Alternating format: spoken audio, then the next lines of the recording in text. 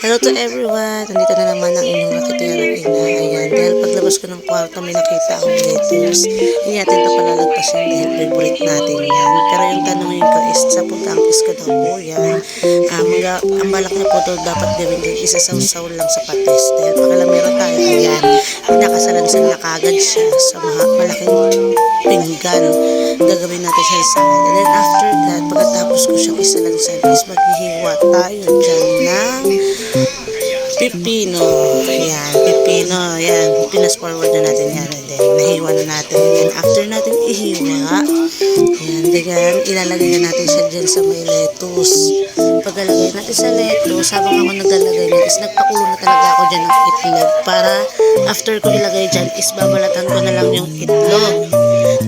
At ayan na nga, iniwan na natin yung itlog at nilagay sa ibabaw ng salad. And then nilagay ko na yung mayonnaise. Yan. After that, ito na ang ating finished product. Kaya